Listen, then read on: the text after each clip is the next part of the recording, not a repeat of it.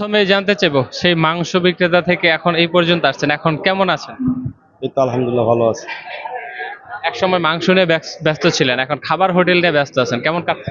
আসলে আপনারা কিন্তু সবাই একই কথা বলতেছেন, আসলে কিন্তু হোটেলটা আমার না, হোটেলটা হলো আমার ছেলের এবং কেয়ার গ্রুপের মালিকের। ওরা দুজনের সমন্বয় মিলা দিছে কি, মানে প্লটের মালিক হলাম আমি।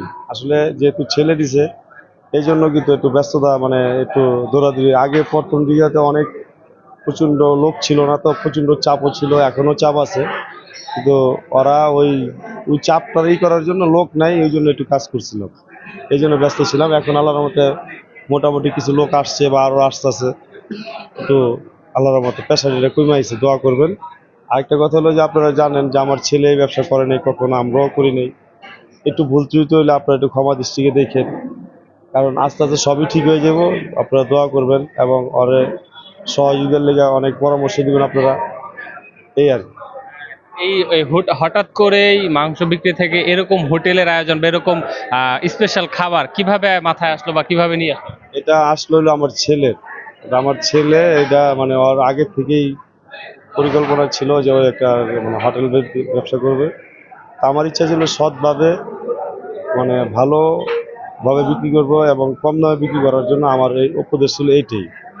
অন্য কিছু না, এটা আমার ছেলেরই ব্যবসা, এটা ওর মাথা থেকেই আসছে। আসলে আমি একটু সহযোগিতা করতেছি এই আর কি। আমরা জানি যে এখানে প্রচুর সংখ্যক একটা মাংসের যোগান দিতে হয়, তো সেই মাংসের যোগানটা কে দিচ্ছে বা আপনি দিচ্ছেন কিনা? জি, আমি মাংস যোগান দিচ্ছি। হ্যাঁ, আমার ওখান থেকে আসে। যেমন আপনার রবিবার গেছে, কালকে 800 কেজি, আজকে 800 কেজি। আপনার শুক্রবার এই গেছে, শুক্রবার গেছে 1100 কেজি, শনিবারে গেছে 900 কেজি, এরকম আর কি।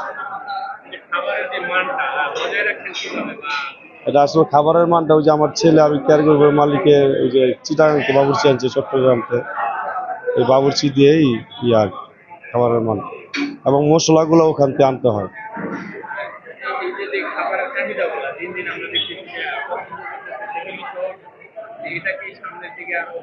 হ্যাঁ, সামনের দিকে আল্লাহর মতে ওরা ওই পিচিংটা ডবল হবে, আর পাশে আমার আর দুটা প্লট আছে, এগুলা সব নিয়েই একটু বড় করা হইব, আরো পরিবেশও সুন্দর হবে।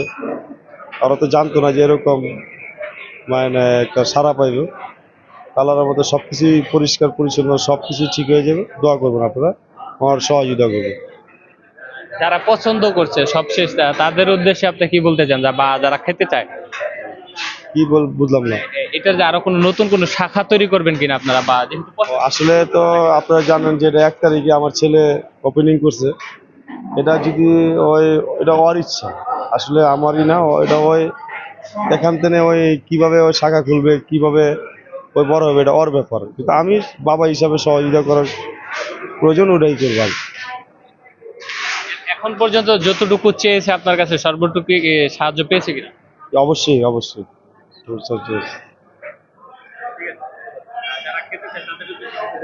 আপনারা আসবেন, আর যদি কোনো ভুল ত্রুটি হয়ে থাকে আপনারা ক্ষমা দৃষ্টিকে দেখবেন।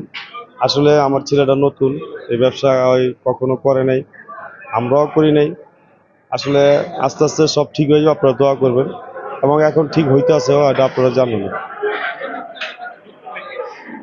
নতুন কিছু যোগ, এটা আগে পাশে যেগুলো প্লটগুলো কমপ্লিট হোক তারপরে